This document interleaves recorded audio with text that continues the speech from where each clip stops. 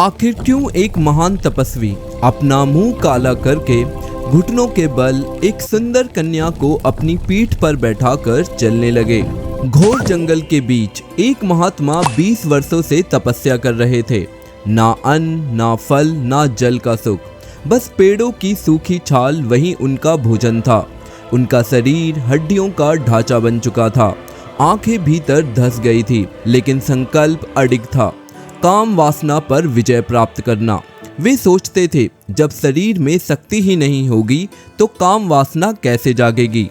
दिन बीतते गए, साल बीतते गए और पूरे 20 वर्ष बाद एक दिन उनके सामने स्वयं कामदेव प्रकट हुए। वो मुस्कुराकर बोले, महात्मन, अब मैं तुम्हें परास्त करूंगा।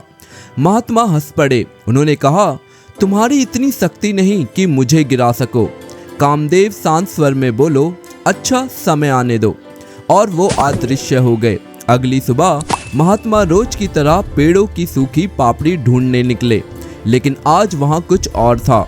गरम, सुगंधित, घी से भरा हुआ हलवा। महात्मा चौंक गए।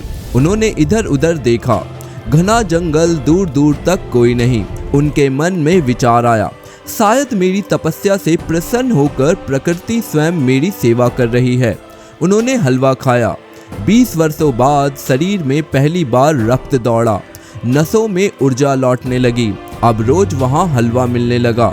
धीरे धीरे शरीर मजबूत होने लगा और साथ ही भीतर सोई हुई इच्छाएं भी जागने लगी। करीब 25 दिन बाद महात्मा अपने निश्चित समय पर वहां पहुंचे, लेकिन आज दृश्य अलग था। वहां एक 16 से 17 वर्ष की अद्भुत सुंदरी पायल की छन छन के साथ वहीं पेड़ के पास हलवा रख रही थी। महात्मा उसे देखकर ठहर गए। लड़की घबरा गई और पीछे हटने लगी। महात्मा बोले, डरो मत, तुम कौन हो?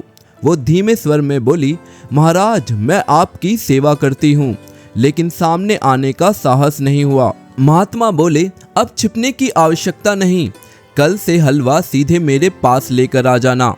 अब रोज वो सुंदरी अपने हाथों से उन्हें हलवा परोसने लगी। कुछ ही दिनों में महात्मा का मन बदलने लगा। महात्मा के अंदर काम वासना जागने लगी। जिस तपस्या ने 20 वर्षों तक उन्हें अडिग रखा, अब वही मन एक स्त्री के सौंदर्य में उलझने लगा। एक दिन महात्मा ने उस कन्या से पूछा, देवी, तुम्हारा विवाह हुआ है? लड़की मुस्कुराई और कहने लगी, नहीं महाराज। महात्मा बोले, मेरा भी नहीं हुआ। लड़की ने तुरंत कहा, यदि मुझे आप जैसे महान तपस्वी पति रूप में मिल जाए तो यह मेरा सौभाग्य होगा। महात्मा पूरी तरह मोहित हो चुके थे। तभी लड़की बोली, लेकिन एक शर्त है, मेरी माँ जंगल के बाहर रहती है। जो पुरुष अपना मुंह काला करके मुझे पीठ पर बैठाकर वहां तक ले जाएगा, मैं उसी से विवाह करूंगी। अब सोचो, जिस महात्मा ने 20 वर्षों तक कठोर तपस्या की थी, वो काम के मद में चूर होकर इस तरह की अजीब शर्त के लिए भी तैयार हो गया। उन्होंने अपना मुंह काला किया, लड़की को पीठ पर बैठाया और घुटनों के बल चलकर जंगल से बाहर जाने लगा। पत्थरों से उसके घुटने छिल गए, लेकिन मोह और काम वासना हृदय में इतनी ज्यादा थी कि उन्हें बिल्कुल भी दर्द महसूस नहीं हुआ। और जैसे ही वो जंगल के बाहर पहुंचे, अचानक जोरदार हंसी गूंजी। उनके सामने खड़े थे कामदेव। उन्होंने कहा, महात्मन, मैं तुम्हारी तपस्या नष्ट नहीं करना चाहता था।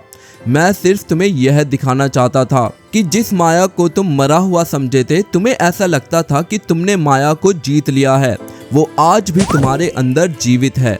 देखो, मेरी एक छोटी सी माया ने तुम्हें घुटनों के बल ला दिया है। यदि मैं पूरी शक्ति लगा देता तो तुम्हारा क्या हाल होता? महात्मा की आंखें खुल चुकी थी। उन्होंने सिर झुका दिया और उसी क्षण समझ गए, काम को दबाने से नहीं, समझने और साधना से विजय मिलती है।